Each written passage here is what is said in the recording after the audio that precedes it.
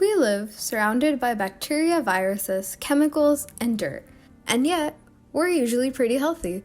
How does this happen? How are we even alive if we're constantly covered in would-be invaders? The answer lies within our immune system. Immunology is the study of the immune system, also known as the body's defenses against the outside world. Every time you get a bug bite or a cut, every time you sneeze, that's your immune system at work. The immune system's main center of operations is the lymphatic system, which is primarily responsible for the production and storage of immune cells. Immune cells originate and multiply in the bone marrow. From there, they get pumped out into the bloodstream to be circulated throughout the body or stored in the spleen. The thymus is the site at which thymus lymphocyte cells, also known as T cells, mature. These cells are responsible for coordination between the adaptive and innate immune system, which we will explore in a later video. Tonsils prevent germs from entering through the mouth or nose. They contain white blood cells responsible for killing germs. Lymph nodes act as filters that trap germs, which stimulate production of antibodies in the blood. We'll talk more about these later on too. Mucous membranes are found in organs throughout other systems in the body, like the respiratory, urinary, and digestive tracts. They make it really tough for germs to make it into your tissues.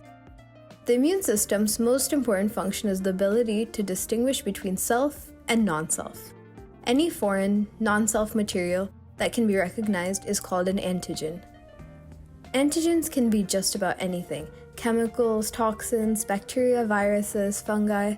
Anything that should not belong in your body or amongst your own cells can be an antigen.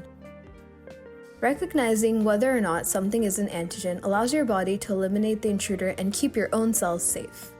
Some people are more sensitive than others to some specific antigens that would otherwise be harmless. When exposure to these particular antigens triggers a strong immune response, we call that an allergy. Amongst all living and organic materials that can be an antigen, very few actually have the ability to make you seriously sick. Not every infection is a serious ordeal, and your immune system normally has the ability to take care of invaders without breaking too much of a sweat. The really bad ones that cause diseases are called pathogens.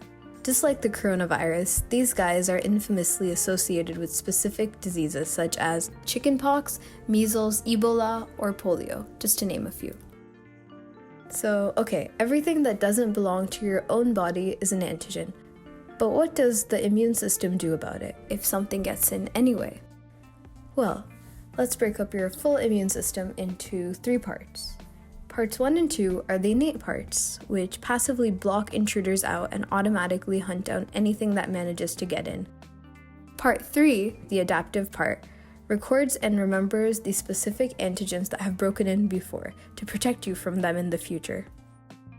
Part 1 is technically not the immune system. It's actually a bunch of parts from your other systems, like the stomach acids in your digestive tract, or your skin, tears, boogers, and hair, which make up your integumentary system.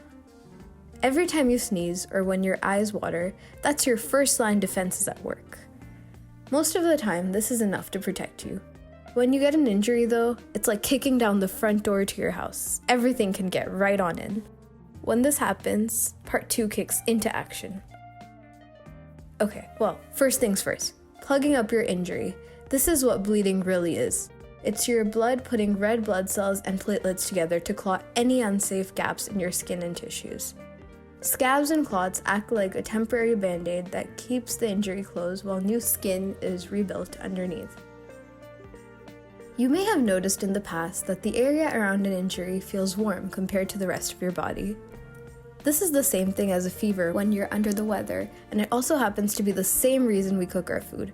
Heat itself is an effective way of killing infectious organisms, and many are very sensitive to high temperatures.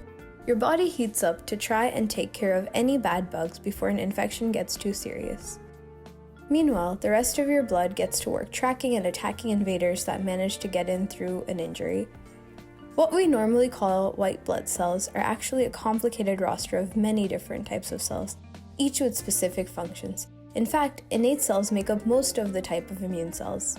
We won't go into them all, but here are some of the very important ones for the innate immune system. All innate immune cells have toll-like receptors, which are like scanners that tell the cell whether it's friend or foe. If it comes across an antigen, it can't really identify what it is specifically, just that it shouldn't be there.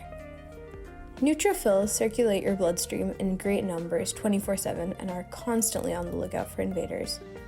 If they find any, they eat them and break them down into harmless parts that get thrown out. Monocytes are big cells that also eat any invaders they find. They can play telephone amongst themselves to notify other cells if there's a problem that needs taking care of. But they also have the job of cleaning up dead cells that might get in the way of other immune cells.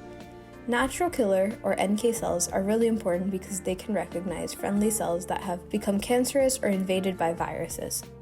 They also produce and release chemicals that can kill these zombified friendly cells with as little harm as possible to its neighbors in the rest of the body.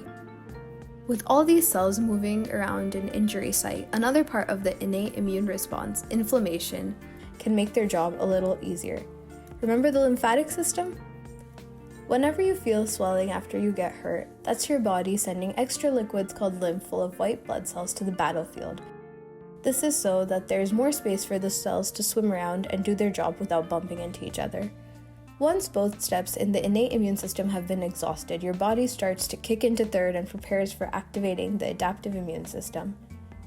We'll go into what that means later, but the next time you get a paper cut, just remember that the majority of your immune system is called to action before you even get a chance to stick on a band-aid.